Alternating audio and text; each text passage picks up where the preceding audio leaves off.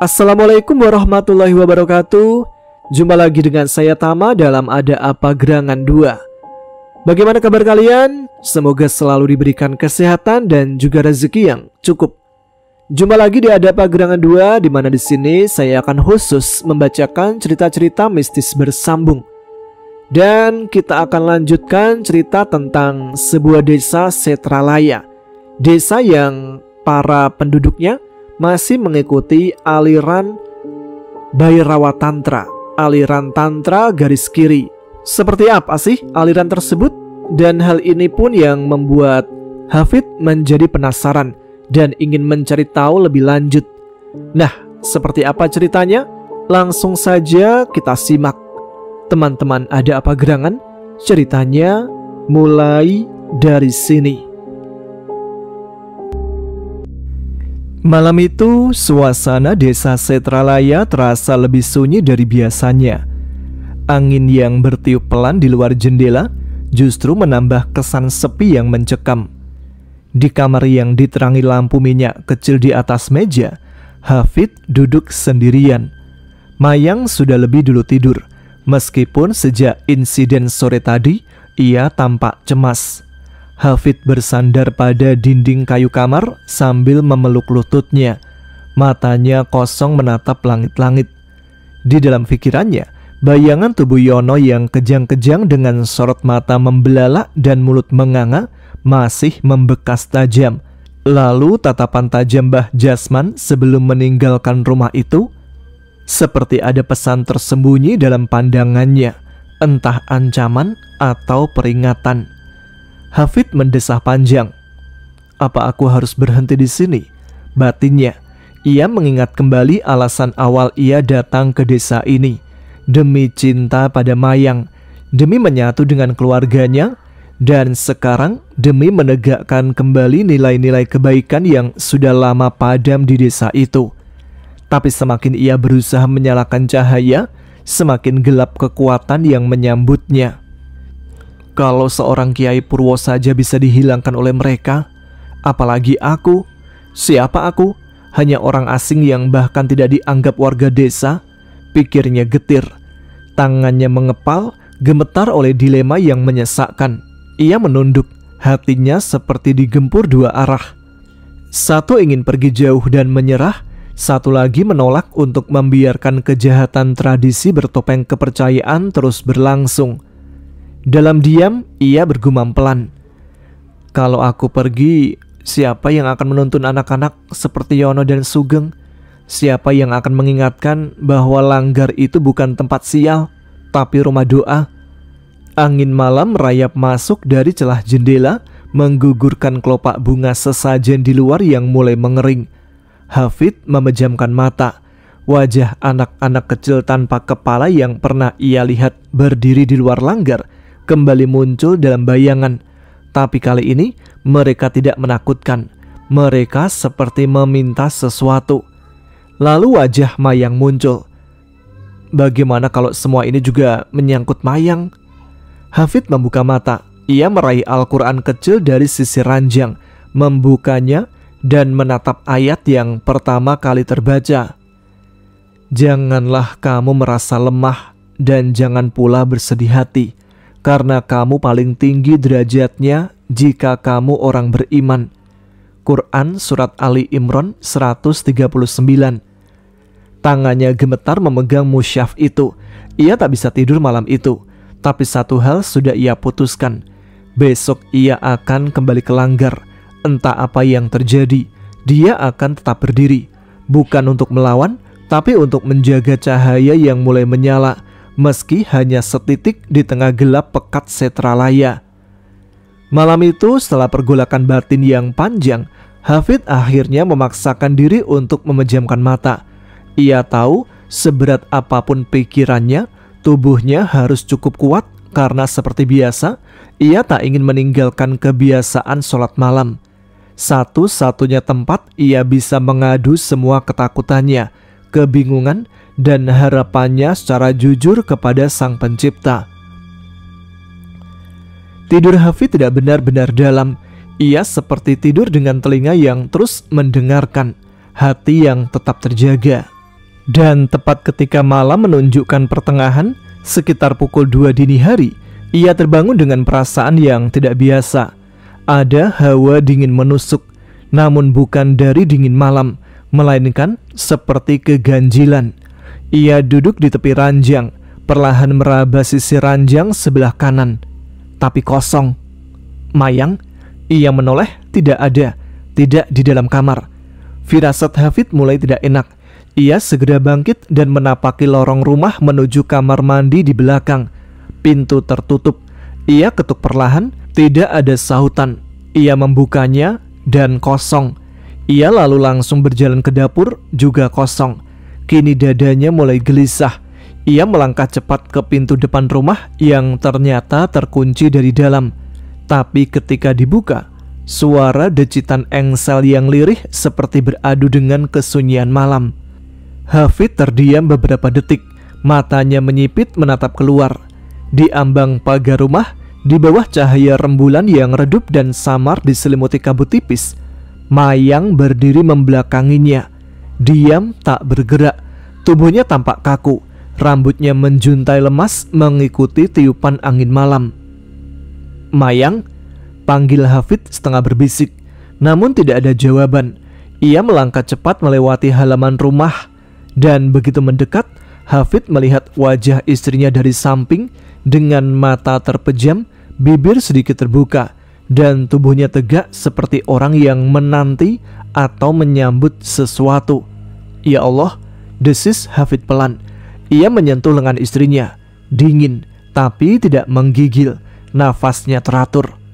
"Mayang, ayo masuk," bisik Hafid lembut penuh kekhawatiran. Ia tidak mau membuat kegaduhan, takut justru membangunkan seluruh rumah. Dengan hati-hati, Hafid menyelipkan satu lengannya ke belakang lutut istrinya, satu lagi menopang punggungnya. Perlahan ia mengangkat tubuh Mayang dan membawanya masuk ke dalam rumah.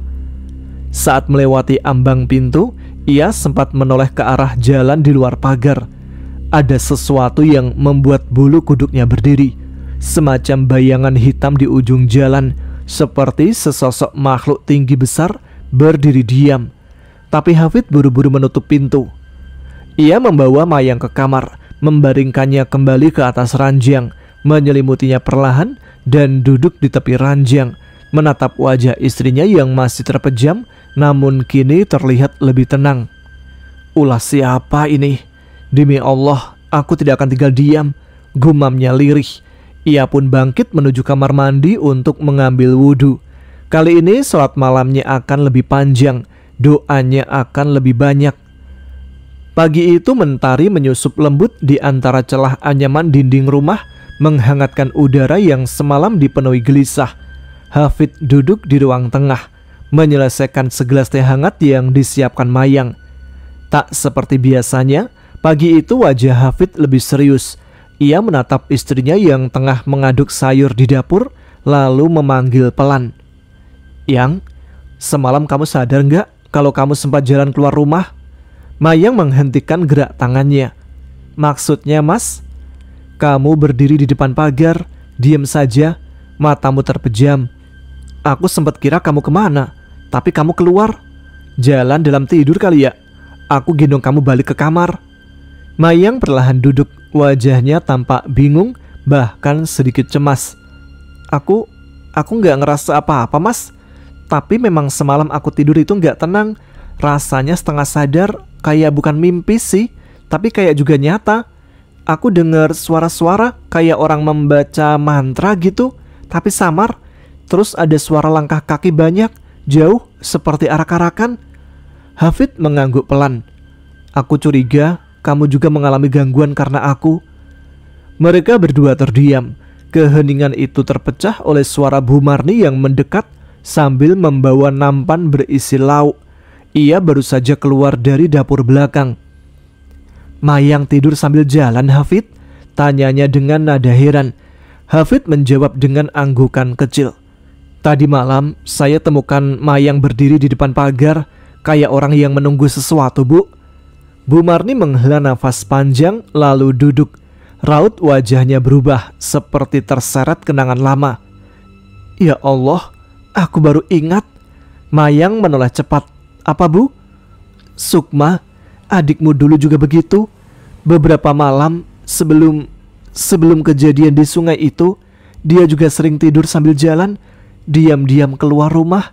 Pernah ibu temukan dia berdiri di tengah halaman, ngadep ke arah pohon asem besar. Matanya merem, tapi dia senyum-senyum. Mayang menelan ludah, tubuhnya sedikit gemetar. Ibu kira dulu itu cuma gangguan biasa, tapi setelah itu dia hanyut. Semoga tidak ada hubungannya dengan kematiannya. Hafid kembali menimpali. Itu bisa jadi lebih dari sekedar tidur berjalan bu, tapi semoga ini hanya gejala gangguan tidur biasa yang mungkin turun-temurun. Bu Marni mencengkram ujung kerudungnya dengan cemas. Apa mungkin ini ada hubungannya sama hal-hal yang gak bisa kita lihat? Mayang menggenggam tangan Hafid. Mas, aku takut. Hafid menatap matanya dengan tegas. Tenang, aku di sini. Selama aku masih bernafas, gak akan aku biarkan sesuatu yang jahat menyentuhmu. Siang itu matahari Setralaya tidak sepanas biasanya. Langit tampak buram seperti ditutupi selimut tipis kabut, membuat suasana desa terasa lebih lengang dari biasanya. Hafid duduk bersila di serambi rumah. Sebuah buku catatan terbuka di pangkuannya. Pena di tangannya sesekali berhenti menari. Matanya menerawang jauh menatap pepohonan rindang di kejauhan. Di dalam rumah, suara ibu mertuanya terdengar samar-samar sedang memasak sesuatu. Mayang sedang mencuci pakaian di belakang. Hafid memutuskan hari ini tidak akan pergi ke Langgar. Bukan karena takut, tapi dia tahu jika terus memaksakan diri, konflik dengan warga akan semakin membesar. Dan dia tidak ingin itu menimpa keluarga Mayang. Mereka terlalu baik, terlalu tulus. Sebagai gantinya, ia mulai mencatat, menyusun semua kejadian selama beberapa minggu terakhir. Dari sejak pertama kali menjejakkan kaki di desa Setralaya, ia mulai dari hal-hal kecil yang sempat dianggap sepele. Siang itu, selepas menulis catatan panjang tentang kejadian-kejadian di desa Setralaya, Hafid merasa dadanya semakin berat. Bukan hanya karena tekanan warga yang mulai terang-terangan menolak kehadirannya, tapi juga karena satu pertanyaan yang terus berputar di kepalanya. Apa yang sebenarnya terjadi pada Yono? Ia merasa ada sesuatu yang disembunyikan, dan hanya satu orang yang mungkin bisa memberikan penjelasan yang lebih jujur dari siapapun, Sarpan. Hafid menghampiri Bu Marni yang sedang menyapu halaman depan. Bu, rumahnya Mas Sarpan di mana ya? Saya mau silaturahmi, sekalian nanya-nanya soal kemarin. Bu Marni menghentikan sapunya sejenak. Wajahnya sempat terlihat ragu, lalu menghela nafas. Oh, Sarpan, deket sawah sebelah utara mas. Mas jalan saja lurus dari perempatan. Nanti ada rumah berdinding kayu, ada pohon kelor di depannya. Itu rumah dia. Tapi apa nggak apa-apa kalau ketemu warga? Hafid hanya tersenyum kecil. Nggak apa-apa bu, insya Allah saya cuma mau ngobrol. Setelah berpamitan, Hafid pun melangkah pergi menyusuri jalan tanah desa. Matahari sudah mulai condong ke barat. Cahaya keemasannya menyusup di antara pepohonan, menciptakan bayangan panjang yang terasa mistis. Di sepanjang jalan, Hafid kembali mencium samar-samar bau dupa yang entah berasal dari mana. Di beberapa titik, ia melewati warga yang hanya menatapnya sekilas, lalu membuang muka. Suasana tidak seramah hari-hari awal ia datang, tapi Hafid sudah siap. Sesampainya di ujung jalan sawah, ia melihat rumah kayu sederhana dengan pohon kelor tumbuh rimbun di halamannya. Benar seperti yang dikatakan Bu Marni. Di depan rumah, tampak Sarpan sedang duduk berselonjor di balai-balai bambu, mengupas singkong sambil melamun. Hafid melangkah pelan, tapi Sarpan sudah lebih dulu menyadari kehadirannya. Loh, Mas Hafid, tumben kesini? Sapa Sarpan sambil meletakkan singkong yang sedang dikupasnya. Saya pengen ngobrol tentang Yono, jawab Hafid sambil duduk di ujung balai. Sarpan tampak menghela nafas. Saya juga bingung mas, gak nyangka bakal kejadian kayak gitu. Waktu itu Mas Sarpan yakin gak ada apa-apa di Langgar, Tanya Hafid serius. Sarpan mengangguk. Saya ikut bantu bersih-bersih. Mas Hafid sendiri tahu kan, kita itu cuma nyapu, nyangkul rumput, beresin sendang, sholat. Saya tahu Yono dan Sugeng, dua bocah itu mereka malah seneng. Yono ketawa-ketawa, mana mungkin kesurupan. Hafid mengangguk pelan. Apa mungkin dia pulang dan mengalami sesuatu?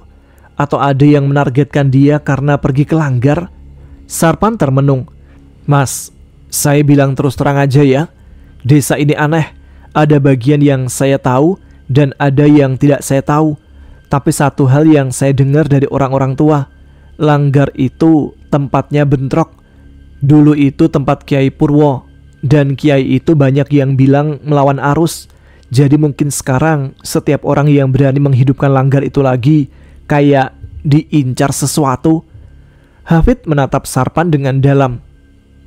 Mas Sarpan percaya soal tumbal? Sarpan tertawa kecil tapi getir. Mas, kalau saya bilang gak percaya saya bohong. Tapi saya juga gak ngerti sejauh mana benar atau cuma desas-desusnya. Sunyi menyelimuti percakapan mereka beberapa saat. Sarpan menatap Hafid. Mas Hafid, hati-hati, bukan cuma soal langgar, tapi Mas mungkin sudah masuk terlalu dalam. Dan itu berarti seluruh keluarga Mas juga harus waspada. Jantung Hafid berdegup kencang. Ia berdiri perlahan, mengucapkan terima kasih pada Sarpan, lalu pamit kembali. Langkah kakinya terasa berat, tapi satu hal kini semakin jelas. Semua ini lebih dalam dari yang ia kira. Malam tiba dengan angin yang lebih sunyi dari biasanya. Di rumah sederhana itu, Hafid duduk bersandar di dinding kamar, membersihkan hatinya dengan zikir yang lirih. Sebelum tidur, ia menatap Mayang dan berkata lembut, Sayang, nanti sebelum tidur kamu wudhu dulu ya, bersuci, biar malam ini kita nggak diganggu kayak kemarin. Mayang hanya mengangguk kecil. Ia pun menurut, mengambil air wudhu dan membaca doa sebelum berbaring. Hafid pun tidak lama kemudian memejamkan mata, mencoba istirahat setelah hari yang melelahkan secara batin. Pada tengah malam, jam di dinding menunjukkan pukul 1:42. Hafid terbangun pelan, seperti ada sesuatu yang membangunkannya. Bukan mimpi, bukan suara, tapi semacam dorongan halus dalam hati. Ia beranjak dari kasur hendak mengambil wudhu seperti biasanya untuk sholat malam. Namun, baru saja ia melangkah ke ujung kasur, ia mendengar gumaman lirih dari sebelahnya. Hafid menoleh. Mayang, wajah istrinya tampak pucat, matanya terpejam, tapi tubuhnya berkeringat. Suaranya menggigil seperti sedang melihat sesuatu yang menakutkan. Mayang, panggil Hafid pelan sambil menggoyang bahunya. Namun tidak ada respon. Mayang malah semakin dalam mengigau. Itu siapa itu? Jangan potong, jangan makan dia. Hafid semakin khawatir. Ia mencoba membangunkan dengan lebih kuat, mengguncang tubuh Mayang sambil membaca ayat-ayat perlindungan. Tiba-tiba, tubuh Mayang menegang kaku, seperti ada sesuatu yang mencengkramnya dari dalam. Hafid panik dan terus membaca dengan suara lebih keras. Dan barulah setelah beberapa bacaan, tubuh Mayang terkulai pelan, nafasnya kembali normal, dan matanya perlahan terbuka. Hafid menyambutnya dengan pelukan dan kecupan di kening. Kamu mimpi ya? Mayang tidak langsung menjawab. Ia memandangi Hafid dengan mata kosong beberapa detik sebelum air matanya mulai jatuh perlahan. Aku lihat sesuatu yang aneh.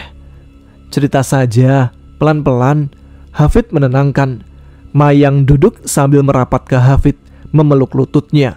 Suaranya bergetar ketika ia mulai bercerita. Aku kayak ada di tempat gelap, kayak di tengah hutan, tapi ada banyak orang pakai jubah-jubah lusuh, semuanya sedang membaca mantra. Terus ada seseorang dibaringkan di atas batu besar. Dia masih hidup, tapi mereka ikat tangannya. Mereka potong tubuhnya, Mas. Pelan-pelan darahnya dikumpulin, dan yang lainnya meminumnya. Aku gak bisa gerak, aku cuma bisa melihat. Terus setelah itu, mereka memakan dagingnya. Aku melihat semua itu. Hafid mendengarkan dengan serius, menahan nafas. Kemudian Hafid memeluknya erat. Dia tidak hanya takut pada mimpinya, tapi pada makna mimpi itu. Karena itu bukan sekedar mimpi, itu seperti pertanda, seperti cuplikan nyata dari ritual yang sebenarnya sedang atau akan terjadi. Dan diam-diam Hafid mulai bertanya pada dirinya sendiri, apakah Mayang mulai terhubung dengan ritual itu? Apakah mimpinya adalah undangan atau peringatan?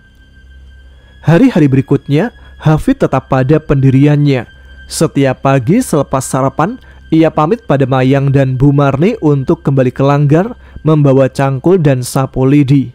Langgar itu kini tak lagi kosong, selalu ada Yono, Sugeng, kadang anak-anak lain yang penasaran datang dan diam-diam duduk memperhatikan.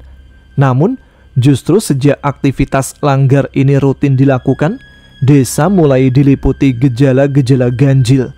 Kesurupan mulai mewabah.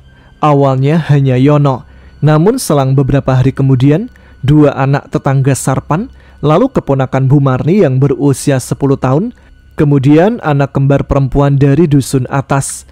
Semuanya mengalami hal serupa. Tubuh kejang, mata melotot, dan mulut mereka mengucapkan kata-kata dalam bahasa yang bahkan orang-orang tua desa tidak bisa mengerti. Di salah satu kejadian, seorang bocah perempuan menyebut nama Hafid sambil menuding-nuding ke arah barat, lalu menangis keras sambil mengucapkan darah, darah, sebelum tubuhnya pingsan seperti boneka tanpa nyawa. Selain itu, semakin banyak yang menganggap Hafid sebagai biang kesialan, tapi Sarpan tetap membelanya.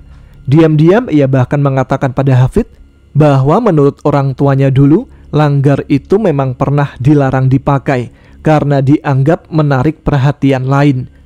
Sementara itu, kondisi Mayang juga semakin aneh. Hampir setiap malam, Hafid bangun tengah malam dan menemukan Mayang tidak ada di ranjang.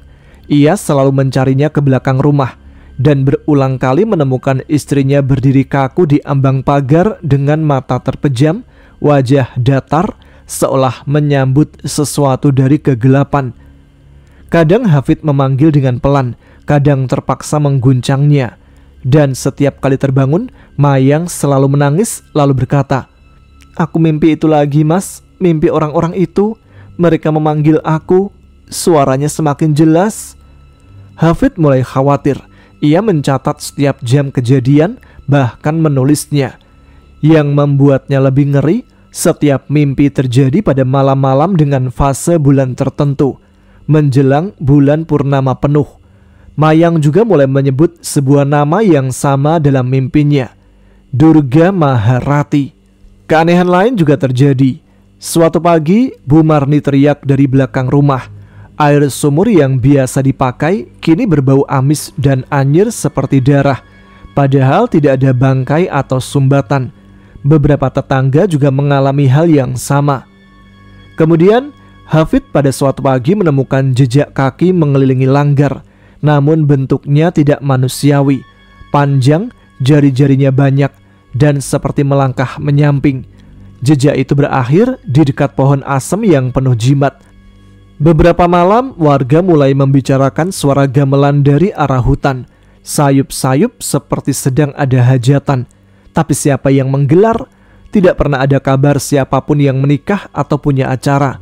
Suaranya selalu hilang ketika didekati. Suatu malam, bahkan Sarpan mengaku pada Hafid, ia didatangi 2 orang tua dari dusun bawah. Mereka memintanya agar tidak lagi dekat-dekat dengan langgar, apalagi membawa anak-anak. Mereka bilang anak-anak itu belum waktunya disentuh oleh ajaran lain. Sarpan hanya mengangguk saat itu, tapi ia bilang ke Hafid, "Aku percaya sama jenengan, Mas." Langit di atas desa Setralaya sudah menggantungkan malamnya dengan sempurna. Lamat-lamat, suara burung malam berganti bisikan dedaunan diterpa angin. Langgar kecil di pinggir desa itu kembali diterangi cahaya lampu minyak yang digantung Hafid.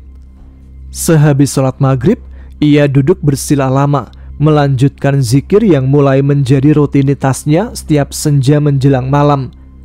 Di sudut langgar, kitab suci terbuka, dan baju koko lusuh menempel di tubuhnya yang basah oleh keringat setelah membersihkan sendang dan langgar tadi sore. Namun, Malam itu terasa berbeda. Suasana sepi yang biasanya menenangkan kini terasa terlalu sunyi, terlalu diam. Bahkan jangkrik pun seolah enggan berbunyi. Hafid baru hendak berdiri mengambil air minum di kendi saat mendengar langkah kaki berderap dari kejauhan. Banyak dan semakin dekat. Gemuruhnya memenuhi tanah kering. Dan benar saja, dari balik bayang-bayang pepohonan, puluhan pria desa muncul. Ada yang tua membawa tongkat atau cangkul, yang muda-muda menggenggam balok kayu, sabit hingga botol kaca.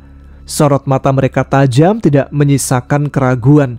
Mereka berjalan mendekat dalam formasi melingkar mengepung langgar. Hafid berdiri tegak, dadanya berdegup cepat, bukan karena takut, tapi lebih karena tak percaya. Di antara kerumunan itu, Pak Tamin, seorang pria tua yang dikenal sebagai penjaga adat, berdiri paling depan.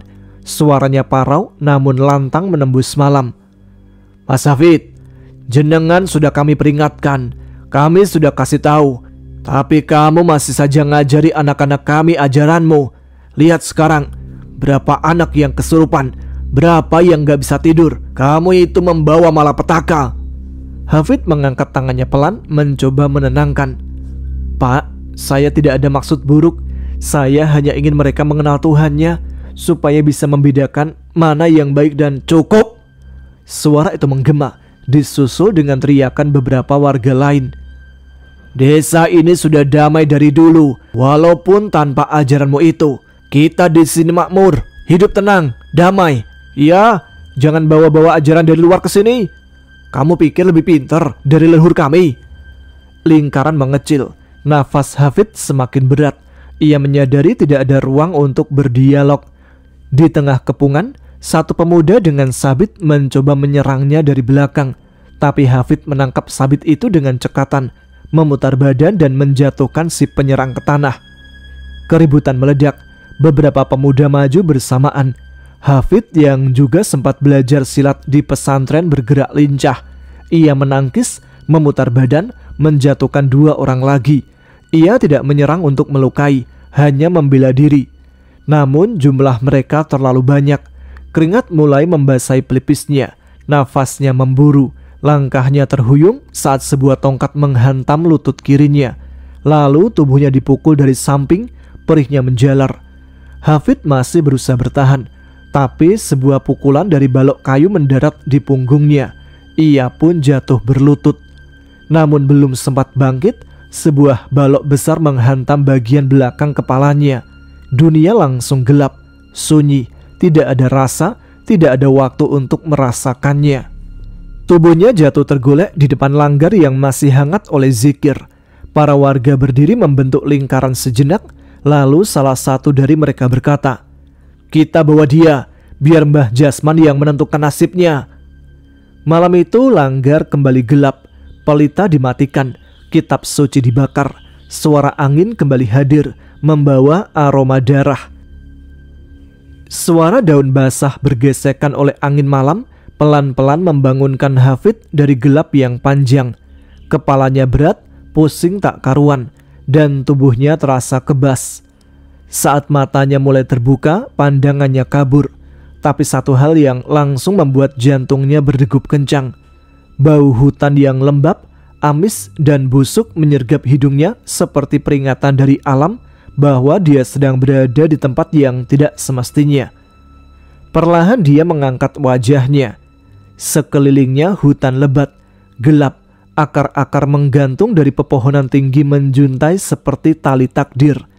Kabut tipis menyelimuti permukaan tanah dan menyisakan embun pada kulitnya yang terikat erat pada tiang pancang kayu yang ditancapkan ke tanah. Tangannya terbelenggu ke belakang, kakinya dililit rotan tua yang diikat kuat dengan simpul-simpul rumit khas ritual kuno. Namun, lebih dari itu, Hafid tersentak. Ia mengenali tempat tersebut. Astagfirullah, ini tempat itu. Hafid teringat dengan jelas. Tempat itu persis dengan lokasi pemujaan dalam mimpinya dulu. Ritual bayi rawa dengan pengorbanan berdarah, arak, dan adegan-adegan tidak manusiawi. Batu-batu hitam runcing berjajar membentuk lingkaran. Ada altar dari batu besar di tengahnya, seperti meja sembelih. Di sekitarnya bertebaran obor yang belum menyala, ditancapkan ke tanah dengan posisi yang sangat teratur, seperti menunggu waktunya untuk dinyalakan. Tapi bukan hanya itu yang membuat darahnya dingin. Di sekelilingnya ada tawanan lain. Beberapa diikat di pohon-pohon, ada pula yang terikat di batang kayu seperti dirinya. Ada seorang wanita berambut kusut mengenakan pakaian sobek, matanya kosong menatap langit sambil tertawa pelan tanpa suara, seperti sudah tidak punya nalar. Di dekatnya, seorang remaja lelaki dengan wajah kumal dan penuh luka berusaha berteriak, tapi mulutnya disumpal kain. Seorang anak kecil tampak duduk di tanah, terikat longgar, namun lehernya terjerat tali. Wajahnya pucat, tapi tidak menangis. Entah karena ketakutan atau karena sudah menyerah. Beberapa dari mereka terlihat seperti orang gila. Beberapa lain seperti anak-anak jalanan, mungkin dari kota, mungkin dari terminal, mungkin korban yang tidak dicari. Tapi ada satu hal yang membuat Hafid semakin merasa ngeri. Mereka tidak diikat dengan cara yang sama. Yang perempuan, terutama yang cantik atau masih muda, diikat di bawah altar dengan bunga-bunga melati mengelilinginya, seperti calon pengantin. Yang laki-laki, terutama yang kuat atau sehat, diikat pada tonggak. Satu orang lelaki tua, mungkin setengah waras, diperlakukan berbeda. Tubuhnya dicat dengan garis-garis merah dan hitam, dan di dekatnya sudah ada wadah berisi cairan seperti darah. Ada kain putih yang digeletakkan di sisinya. Hafid langsung beristighfar, menggigil tanpa sadar. Ya Allah, apakah ini tempat pengorbanan? Ia mencoba bergerak, tapi tali rotan itu terlalu kuat. Ia hanya bisa menunduk, keringat dingin membasahi wajahnya. Tidak ada suara selain nafasnya yang mulai berat. Lalu perlahan terdengar suara-suara dari kejauhan. Mantra pelan mengalun seperti nyanyian kuno, berbahasa Sanskerta, berat dan bergema. Suara itu datang dari balik hutan.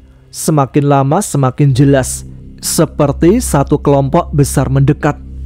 Langkah kaki mulai terdengar, bukan hanya satu, puluhan. Obor mulai menyala satu persatu dari belakang pepohonan.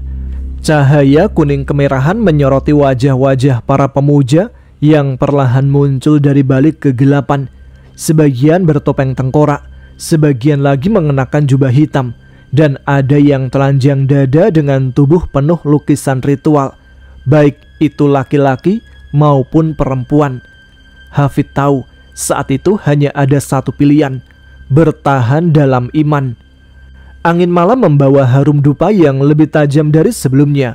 Asapnya melingkar seperti ular, menari-nari di udara yang kini dipenuhi desau mantra dan dengung nyanyian purba. Cahaya dari puluhan obor mulai membentuk lingkaran sempurna, menyala kekuningan dan menyoroti wajah-wajah yang muncul satu persatu dari balik pohon-pohon tua. Mereka datang. Sebagian memakai jubah hitam yang panjangnya menyapu tanah. Di bagian dada dan lengan mereka terukir lambang-lambang aneh. Segitiga terbalik, mata ketiga, dan lingkaran yang mengelilingi titik merah darah. Sebagian lagi telanjang dada dengan tubuh yang penuh dengan tato tribal, dan wajah mereka tertutup topeng-topeng menyeramkan. Tengkorak manusia, rahang terbuka, lidah terjulur panjang, dan beberapa menyerupai wajah wanita dengan taring seperti rangda dari Bali. Di tengah kerumunan itu muncul 3 orang tokoh utama.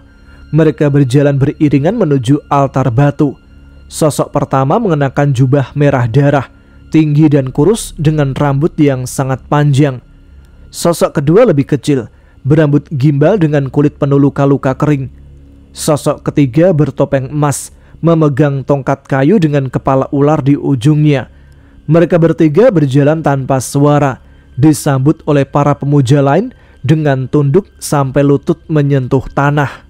Hafid gemetar, nafasnya berat. Ia bisa mencium campuran asa dupa, keringat manusia, dan bau amis yang sangat kuat, seakan ada darah di mana-mana. Lalu sebuah genderang ditabuh. Ritual dimulai. Seorang wanita muda, mungkin masih belasan, dibawa ke tengah lingkaran. Matanya kosong, mulutnya setengah terbuka, langkahnya seperti boneka.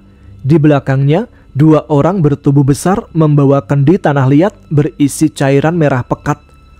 Perempuan itu dipakaikan bunga melati dan kembang kantil, lalu disiram dengan cairan merah itu dari kepala sampai kakinya. Jeritnya lirih, mungkin karena kaget atau mungkin karena tubuhnya merasa panas. Upacara pemurnian, bisik Hafid dalam hati, mengingat deskripsi yang pernah ia baca. Lalu beberapa pemuja berdiri di sekelilingnya, menari berputar sambil melafalkan mantra. Jaya Bhairavi, Jaya Mahakali, Jaya Rudrani. Wanita itu kemudian didudukkan di altar batu. Tapi hal paling mengerikan baru terjadi setelahnya.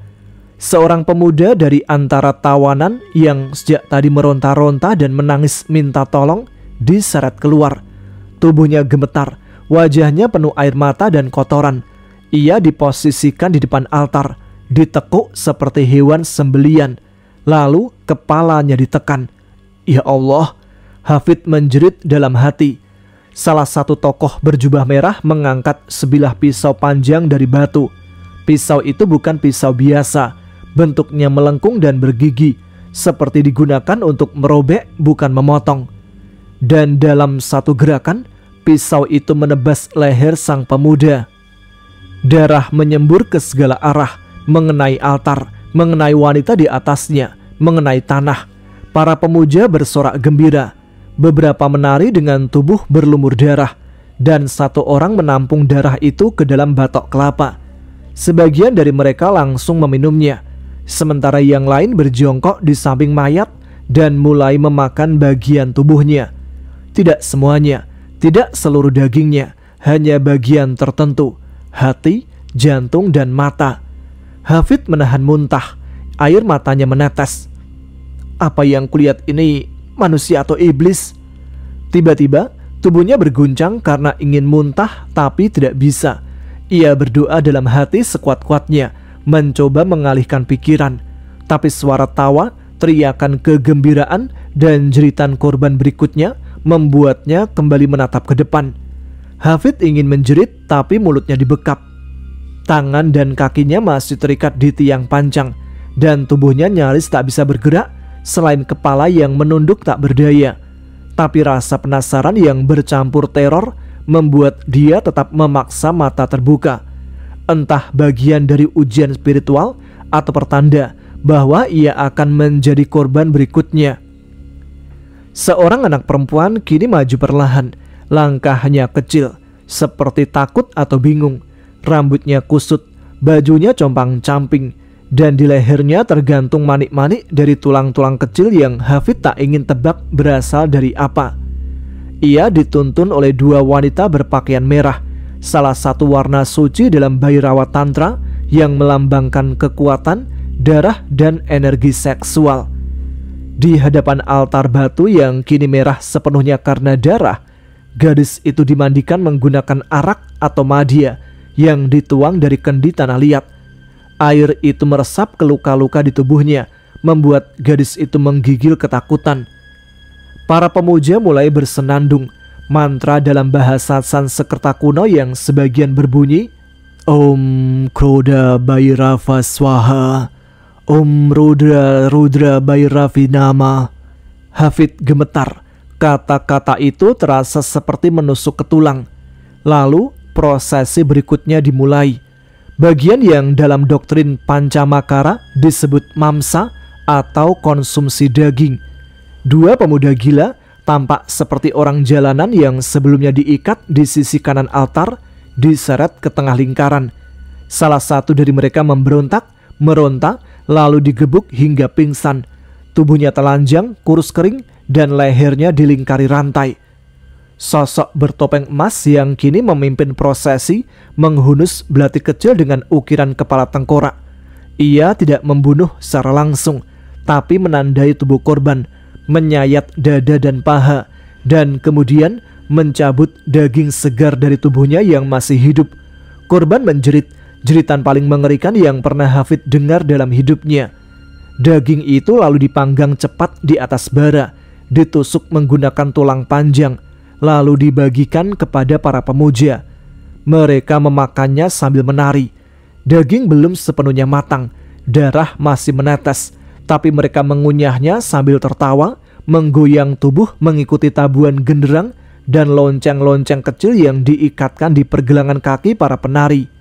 Tahap berikutnya adalah matsya, konsumsi ikan. Di atas altar, seekor ikan air tawar besar yang disiapkan sebelumnya disayat hidup-hidup dan dagingnya ditabur bunga kantil serta bubuk kunyit, lalu dimakan mentah sebagai lambang penyatuan unsur air. Lalu mereka memasuki bagian mudra, tanda rahasia. Semua pemuja membuat gerakan tangan yang rumit membentuk mudra tertentu yang dipercaya dapat membuka cakra dalam tubuh dan memanggil kekuatan dari alam gaib. Hafid mulai melihat jelas simbol-simbol yang sebelumnya tidak ia fahami. Lambang Trisula atau Trisula Siva tergambar pada tanah. Simbol Yoni Lingga ditanam dari batu di tengah altar, lambang persatuan energi maskulin dan feminim dalam puncak spiritualitas. Beberapa pemuja mulai menyayat jari mereka dan menggambar lingkaran darah di dahi masing-masing. Ya Allah, lindungilah aku dari fitnah zaman ini, bisik Hafid lirih dalam hati. Air matanya tak terbendung. Lalu bagian paling mengerikan dimulai, Maituna, ritual hubungan seksual yang dianggap puncak transendensi dalam Bhairava Tantra ekstrim. Beberapa pasangan yang telah dipilih, laki-laki dan perempuan dari kalangan pemuja, naik ke atas altar. Tanpa busana, mereka mulai bercumbu, ditonton oleh semua orang yang menari dan menyanyikan mantra. Namun, pemandangan menjadi jauh lebih kelam saat anak perempuan tadi dibaringkan di atas batu. Hafid menggeleng keras, mencoba meronta, tapi dua sosok bertopeng berdiri di depan altar, membuat gerakan tangan seperti mengusir roh, seolah anak itu bukan manusia lagi, melainkan wadah atau entitas yang lebih besar. Hafid menjerit keras, mulutnya tertahan oleh tali. Suara itu menggema, namun tidak ada yang menggubris. Tapi sebelum ritual menyentuh puncaknya, langit bergetar, guruh menyambar dari kejauhan, petir menyentak di langit barat, daun-daun seperti jatuh lebih cepat, dan asap dupa yang membumbung seperti tertarik ke satu titik. Para pemuja menghentikan gerakannya. Seseorang akan datang, seseorang yang akan menjadi persembahan utama. Baik teman-teman, sampai di sini dulu episode kali ini. Terpaksa saya potong di sini dan kita lanjutkan di episode selanjutnya aja ya. Karena takutnya episode ini terlalu ekstrim kata-katanya hingga nanti malah tidak bisa tayang. Jadi kalaupun nanti episode ini diblokir, kalian masih bisa mendengarkan cerita lanjutannya. Terima kasih untuk teman-teman yang sudah menyimak episode kali ini. Jangan lupa tuliskan komennya, tunjukkan eksistensi kalian. Dan sekarang saya Tama harus pamit. Kita jumpa lagi di episode selanjutnya. Tetap semangat, jaga kesehatan. Wassalamualaikum warahmatullahi wabarakatuh.